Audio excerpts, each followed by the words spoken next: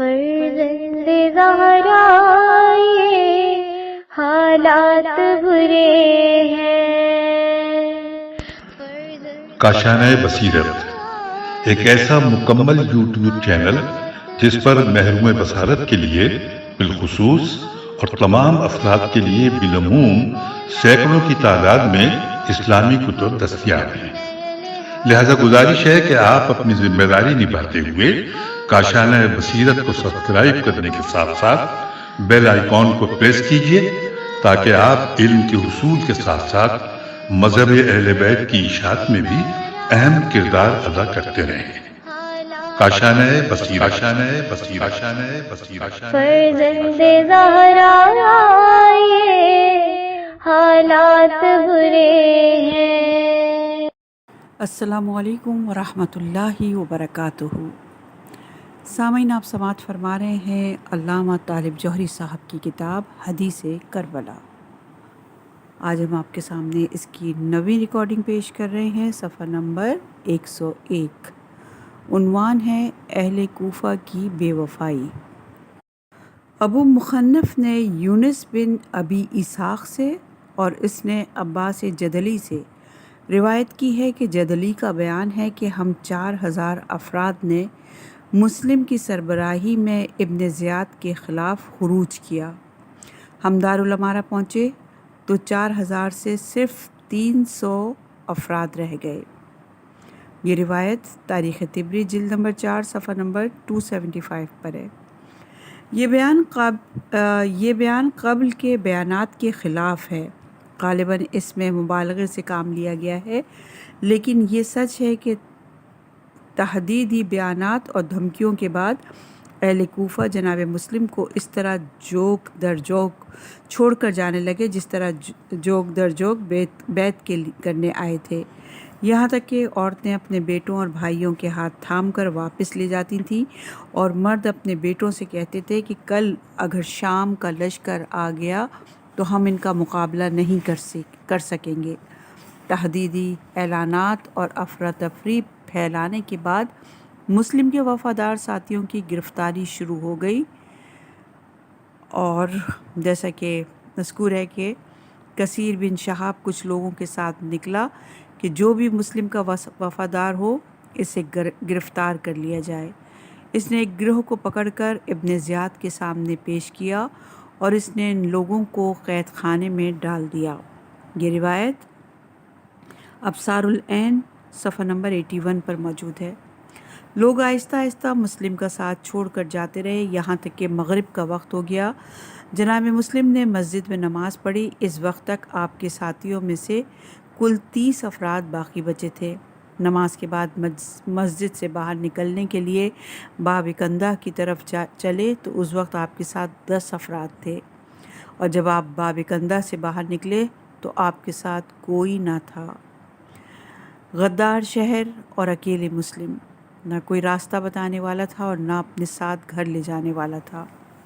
یہ روایت مقتل خوارزمی جلد نمبر 1 صفحہ نمبر 298 پر موجود ہے۔ عنوان ہے ناسخ التواریخ سے، صفحہ نمبر 102۔ یہاں ایک ایسا واقعہ بھی ہے جس کی نقل کرنے میں صاحب ناسخ التواریخ منفرد ہیں۔ وہ لکھتے ہیں کہ مسلم کوفے کی اندھیری گلیوں میں سرگرداں تھے کہ اتنے میں انہیں سعید بن احنف نے آواز دی کہ مولا آپ کا قصد کس طرف کا ہے؟ جناب مسلم نے جواب دیا، کسی امن اور سکون کی جگہ جانا چاہتا ہوں جہاں سے میں اپنے وفاداروں سے رابطہ کر کے گروہ ترتیب دوں اور ابن زیاد سے مقابلہ کروں۔ سعید بن احنف نے کہا کہ شہر کے دروازے بند کیے جا چکے ہیں اور پورے شہر میں جاسوس آپ کی تلاش میں لگے ہوئے ہیں۔ آپ میرے ساتھ آئیے، میں آپ کو محمد بن کثیر کے گھر پہنچا دوں۔ وہ بہت سکون کی جگہ ہے اور یقیناً محمد بن کثیر آپ کو پناہ دے گا۔ محمد بن کثیر آپ کو دیکھ کر آپ کے قدموں میں گر گیا اور آپ کے تشریف لانے پر خدا کا شکر ادا کیا اور گھر کے انتہائی محفوظ گوشے میں آپ کے قیام کا بندوبست کیا۔ ابن زیاد کے جاسوسوں نے مسلم کے محمد بن کثیر کے گھر میں پناہ لینے کی پناہ لینے کی خبر پہنچائی۔ ابن زیاد نے اپنے بیٹے خالد کو یہ حکم دیا کہ رات ہی میں لشکر لے کر جائے اور گھر کا محاصرہ کر کے مسلم اور محمد بن کثیر کو گرفتار کر کے لائے۔ خالد نے پہنچ کر محمد بن کثیر کے گھر کی تلاشی لی، لیکن مسلم کو تلاش نہ کر سکا۔ اس نے محمد بن کثیر اور اس کے بیٹے کو گرفتار کر کے دارالامارہ پہنچا دیا۔ سلیمان بن سرد خزائی، ابو عبیدہ ثقفی اور ورقہ بن عازب جب باپ بیٹوں کی گرفتاری کی خبر ملی تو انہوں نے طے کیا کہ لشکر جمع کر کے ابن زیاد پر حملہ کریں اور دونوں باپ بیٹوں کو آزاد کرا کے کوفے سے نکل جائیں اور امام حسین علیہ السلام کے قافلے میں شامل ہو جائیں۔ صبح کے وقت ابن زیاد نے حکم دیا کہ محمد بن کثیر اور ان کے بیٹے کو لایا جائے۔ ان کے آنے پر ابن زیاد نے محمد بن کثیر کو دھمکیاں دی اور ناسزا الفاظ سے مخاطب کیا اور مطالبہ کیا کہ مسلم بن عقیل کے چھپنے کی جگہ بتاؤ اور انہیں میرے سپرد کر دو۔ انکار پر اس نے اپنے سامنے رکھی ہوئی دعوات اٹھا کر محمد بن کثیر کی طرف پھینکی، جس سے ان کی پیشانی ٹوٹ گئی۔ محمد بن کثیر نے تلوار نکالنی چاہی تو اشراف کوفہ اس کے اور محمد بن کثیر کے درمیان حائل ہو گئے۔ اسی دوران ابن زیاد کے غلام معقل نے محمد بن کثیر پر حملہ کیا اور محمد سے ان کی تلوار چھین لی۔ ابن زیاد نے اپنے غلاموں کو حکم دیا کہ وہ محمد پر حملہ کر دیں۔ محمد اپنے آپ کو حملے کے لیے تیار کر ہی رہے تھے کہ ان کا پاؤں کسی چیز سے ٹکرایا اور وہ زمین پر گر گئے اور ابن زیاد کے غلاموں نے انہیں شہید کر دیا۔ اس دوران محمد بن کثیر کا بیٹا جنگ کرتا ہوا دارالامارہ کے دروازے تک پہنچ گیا۔ اس نے 20 افراد قتل کیے لیکن جان بچا کر باہر نہ نکل سکا اور شہید ہو گیا، اور دونوں باپ بیٹوں کے سر کو کوفیوں کے اس گروہ کی طرف پھینک دیا گیا جو باہر ابن زیاد کی فوجوں سے لڑ رہا تھا۔ جیسے ہی جناب مسلم کو اس واقعے کی خبر ملی، آپ نے محمد بن کثیر کا گھر چھوڑ دیا۔ یہ روایت تخلیص از ناسخ التواریخ جلد نمبر 2 صفحہ نمبر 78 اور اس سے آگے صفحات میں بھی موجود ہے۔ صاحب ناسخ التواریخ نے اس واقعے کو لکھنے سے قبل 22 کتابوں کے نام لکھے ہیں۔ اس کے بعد انہوں نے تفصیلی واقعہ نقل کیا ہے جس کی تخلیص یہاں پیش کی گئی۔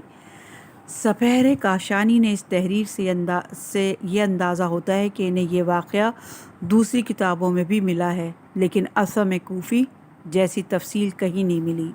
لیکن یہ بھی ایک حقیقت ہے کہ ہمارے مشہور و معروف مقاتل اس واقعے کے اجمال سے بھی خالی ہیں۔ مجھے یہ واقعہ ابن اثم کوفی کی کتاب الفتوح میں مناسب مقامات پر تلاش کے باوجود نہیں ملا۔ صفحہ نمبر ہے 104۔ طوآ کے گھر۔ اکثر مورخین کے مطابق مسجد سے نکل کر نہ کوئی گھر نگاہ میں تھا اور نہ کوئی منزل معین تھی۔ گلیوں سے گزرتے ہوئے ایک ایسے علاقے میں داخل ہوئے جہاں قبیلہ کندہ کے ایک شاخ بنو جبلہ کے افراد سکونت پذیر تھے۔ مسلم کی نگاہ ایک ایسے گھر پر پڑی جس کے دروازے پہ طوآ نامی ایک خاتون کھڑی ہوئی تھی۔ یہ خاتون اشعث بن قیس کی کنیز تھی اور اس کے بطن سے اشعث کی اولاد بھی تھی۔ اشعث نے اسے آزاد کیا تو اس نے اسید حضرمی سے ازواج کیا جس سے بلال نامی ایک بچہ پیدا ہوا۔ کوفے کے شورش زدہ ماحول میں بلال کہیں باہر گیا ہوا تھا اور یہ بیوی اس کے انتظار میں دروازے پر کھڑی ہوئی تھی۔ جناب مسلم نے قریب جا کر اسے سلام کیا اور پانی کا مطالبہ فرمایا۔ طوآ نے اندر سے پانی لا کر آپ کی خدمت میں حاضر کیا۔ جناب مسلم پانی پی کر وہیں بیٹھ گئے۔ طوآ جب ظرف آب رکھ کر واپس آئی تو دیکھا کہ آپ بیٹھے ہوئے ہیں۔ اس نے پوچھا، اے بندے خدا، تم نے پانی تو پی لیا ہے؟ فرمایا کہ ہاں۔ طوآ نے کہا، پھر تم اپنے بال بچوں کی طرف جاؤ۔ مسلم نے کوئی جواب نہ دیا۔ اس نے پھر کہا، لیکن آپ نے پھر بھی کوئی جواب نہ دیا۔ تو اس پر طوآ بولی، اللہ تمہیں عافیت عطا کرے، اپنے بال بچوں میں جاؤ، اس لیے کہ تمہارا یہاں بیٹھنا مناسب نہیں ہے اور میں یہاں بیٹھنے کو تم پر حلال نہیں کرتی۔ مسلم اٹھ کھڑے ہوئے اور فرمایا، اے کنیز خدا، اس شہر میں میرے اہل و عیال اور قوم و قبیلے میں سے کوئی نہیں ہے، کیا تم میرے حق میں کوئی نیکی و خیر کر سکتی ہو؟ شاید میں آئندہ اس نیکی کے بدلے تمہیں کوئی اچھا بدلہ دے سکوں۔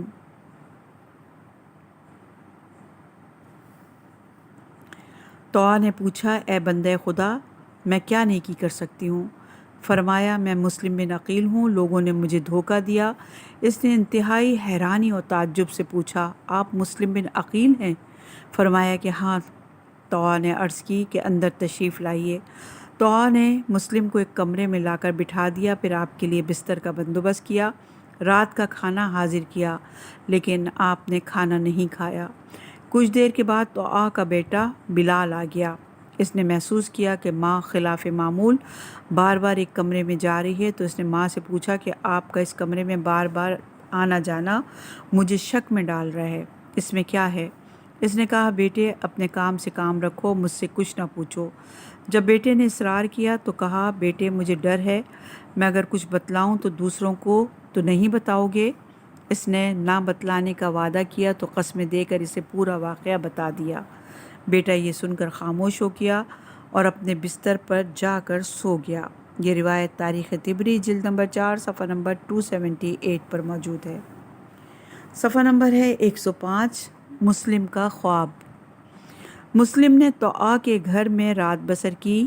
کامل بہائی کے مطابق جناب مسلم نے گھوڑوں کی آوازیں سن کر عجلت کے ساتھ دعا ختم کی اور لباس پہنتے ہوئے طاع سے کہا کہ میں نے اپنے چچا امیر المومنین کو خواب میں دیکھا، وہ فرما رہے تھے کہ کل تم ہمارے ساتھ ہوگے۔ بعض کتب مقاتل میں ہے کہ جب طاع صبح کی نماز کے لیے وضو کا پانی لائی تو کہا کہ آپ کو رات میں سوتے نہیں دیکھا۔ آپ نے فرمایا کہ میں سویا تھا، میں نے خواب میں دیکھا کہ امیر المومنین علیہ السلام فرما رہے ہیں، جلدی کرو جلدی کرو، شاید کہ یہ میری زندگی کا آخری دن ہے۔ اور یہ روایت نفس المحموم صفحہ نمبر 56 پر ہے۔ صبح ہوئی تو بلال اٹھ کر عبد الرحمن بن محمد بن اشعث کے پاس گیا اور اسے بتلایا کہ مسلم نے میرے گھر میں پناہ لی ہے۔ عبد الرحمن نے اپنے بیٹے محمد بن اشعث کی تلاش میں دارالامارہ آیا، دیکھا کہ اس کا باپ ابن زیاد کے پہلو میں بیٹھا ہوا ہے۔ عبد الرحمن باپ کے پاس گیا اور اس کے کان میں چپکے سے یہ خبر پہنچائی، لیکن ابن زیاد نے سن لی۔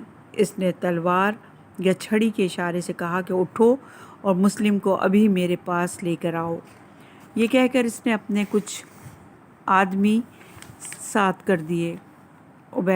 عبید اللہ بن عباس سلمہ کو 70 افراد کے ساتھ روانہ کیا۔ ان کا تعلق قبیلہ قیس سے تھا۔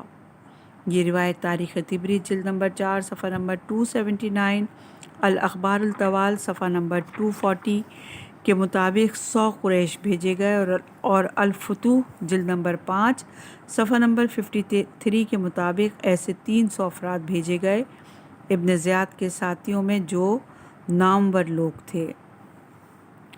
جب لوگوں کا شور اور گھوڑوں کی ٹاپوں کی آوازیں مسلم کے کانوں تک پہنچیں تو آپ نے اپنی تلوار اٹھائی اور حجرے سے نکل آئے۔ اتنی دیر میں وہ لوگ گھر میں داخل ہو چکے تھے۔ آپ نے غضبناک شیر کی طرح حملہ کیا اور اتنی شدت سے انہیں تلوار سے پیچھے ڈھکیلا کہ سارے حملہ آوروں کو گھر سے باہر نکال دیا۔ لوگوں نے دوبارہ آپ پر حملہ کیا اور آپ نے پھر انہیں سختی کے ساتھ دھکیل دیا۔ جب جناب مسلم نے بہت سے افراد کو قتل کر دیا تو اس کی اطلاع ابن زیاد کو پہنچی۔ اس نے محمد بن اشعث کو کہلا بھیجا کہ تمہیں ایک آدمی کو پکڑنے کے لیے بھیجا تھا اور اس نے میرے ساتھیوں کے گروہ کو توڑ پھوڑ کر رکھ دیا اور تم سے پکڑا نہ گیا۔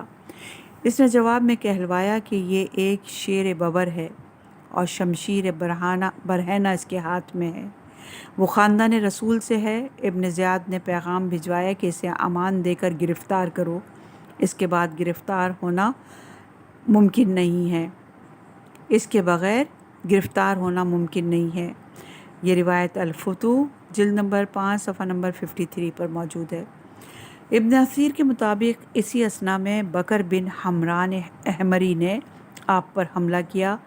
آپ اس سے جنگ کر رہے تھے کہ اس کی تلوار آپ کے دہن مبارک کو زخمی کر گئی، اوپر کے ہونٹ کو کاٹتی ہوئی نچلے ہونٹ تک آئی اور سامنے کے دانت بھی نکل گئے۔ جواب میں آپ نے بھی بڑی شدت کا حملہ کیا اور گردن کے قریب اس طاقت سے تلوار ماری کہ وہ کاٹتی ہوئی پیٹ کے قریب تک چلی گئی۔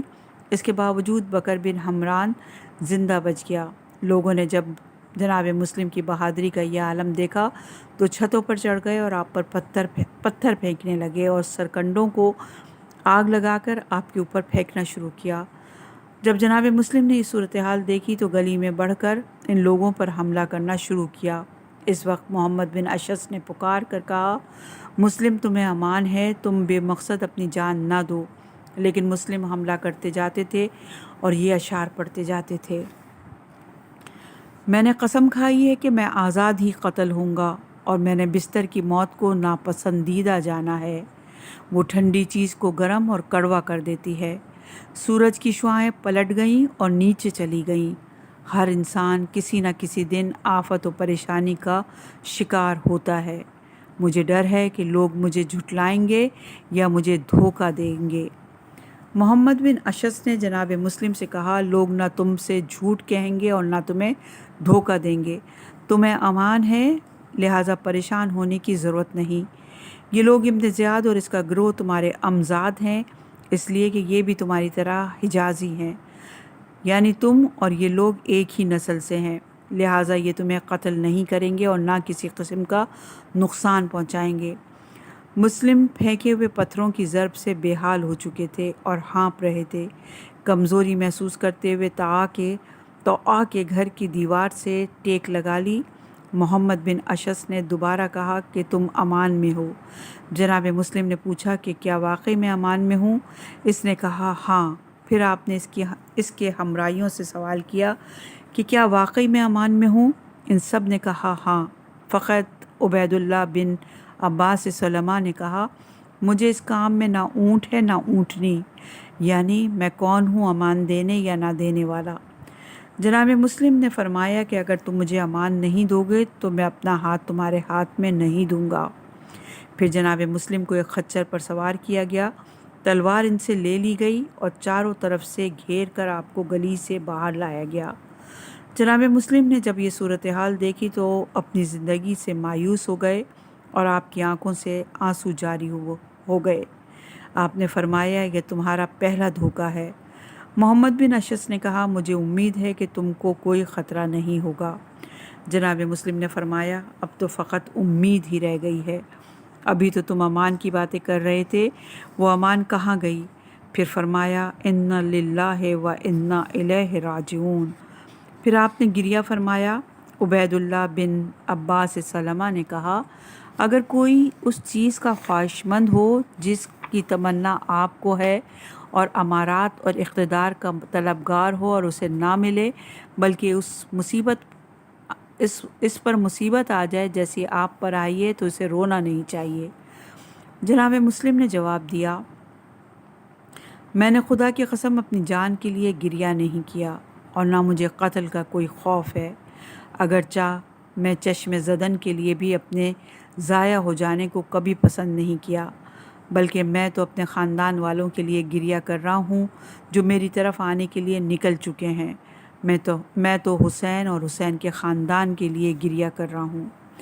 یہ روایت تاریخ کامل بن اسیر جلد نمبر 4 صفحہ نمبر 13، مثیر الاحزان صفحہ نمبر 56 میں کچھ فرق اور اختصار کے ساتھ درج ہے۔ پھر آپ نے محمد بن اشعث کی طرف رخ کر کے ارشاد فرمایا، اے بندے خدا، میں خدا کی قسم یہ دیکھ رہا ہوں کہ تم نے مجھے جو امان دی تھی اس میں ناکامیاب ہو گئے۔ ابن زیاد تمہاری امان کو قبول نہیں کرے گا اور مجھے قتل کر دے گا۔ میں خود تو حسین کو اپنی گرفتاری اور اہل کوفہ کی بے وفائی کی کیفیت سے آگاہ نہیں کر سکتا، کیا تم یہ کار خیر انجام دے سکتے ہو کہ حسین کی طرف کسی کو روانہ کر دو جو میری طرف سے حسین کو پیغام پہنچا دے، اس لیے کہ میں یہ دیکھ رہا ہوں کہ وہ تمہاری طرف آنے کے لیے چل پڑے ہیں یا کل اپنے خاندان کے ساتھ یہاں آنے کے لیے نکلیں گے۔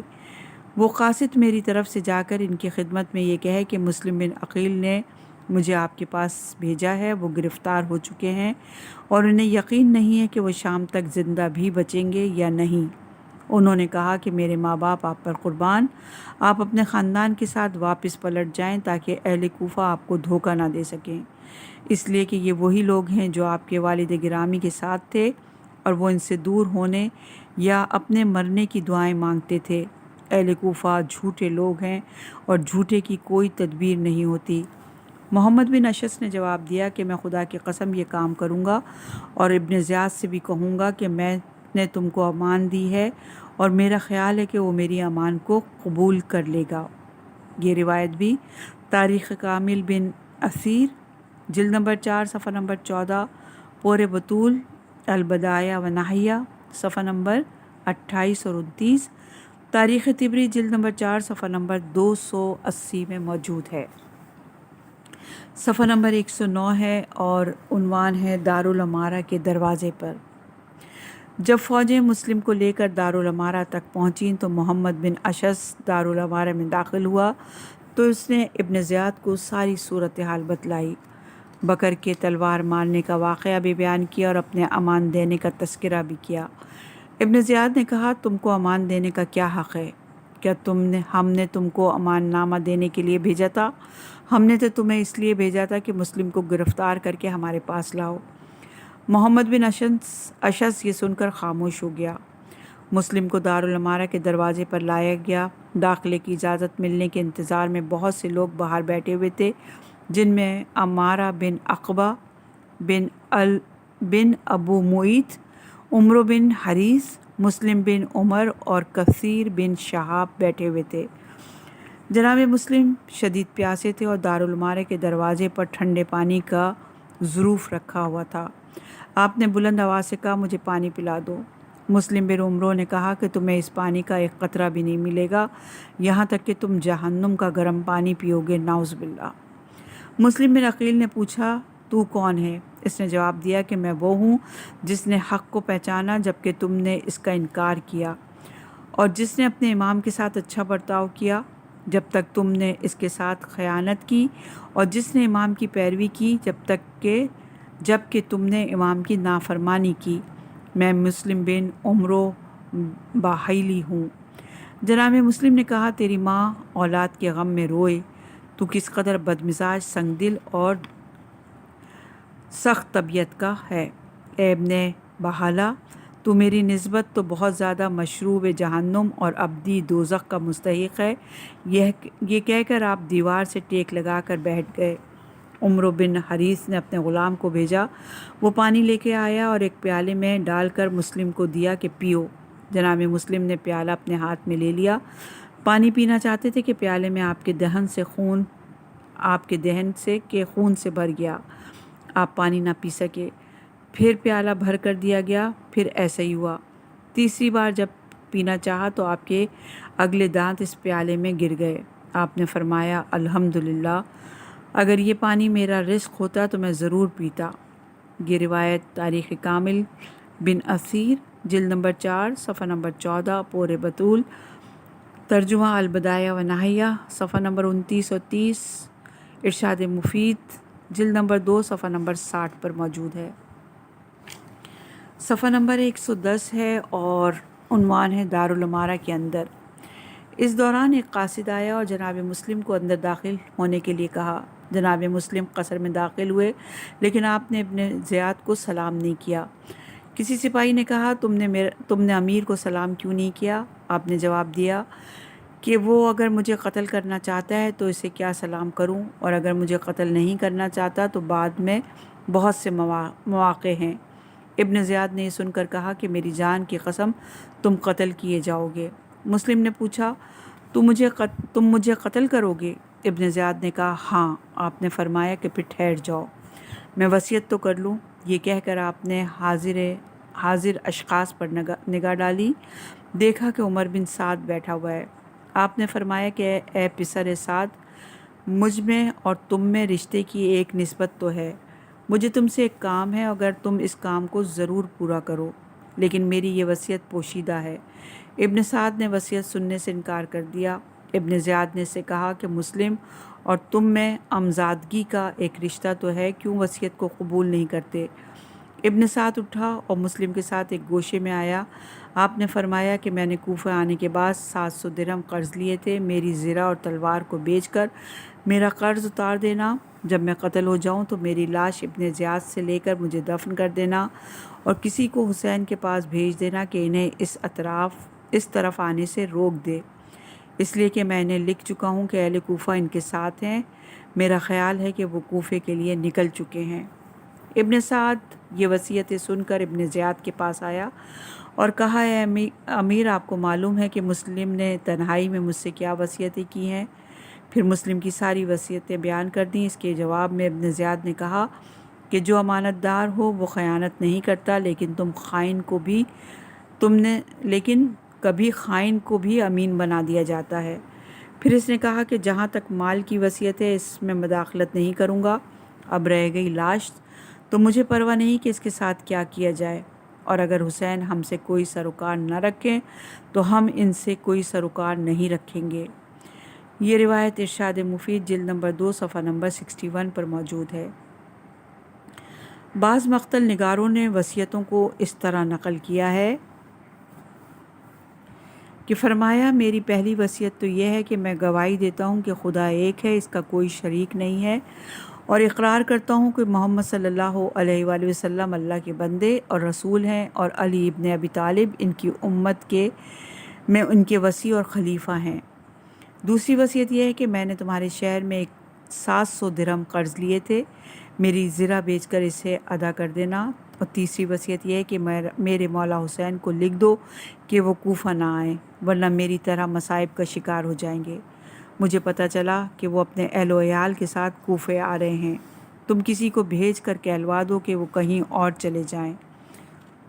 ابن سعد نے جواب میں کہا کہ جہاں تک زرہ کی بات ہے تو ہم آزاد ہیں، چاہے قرض ادا کریں یا نہ کریں۔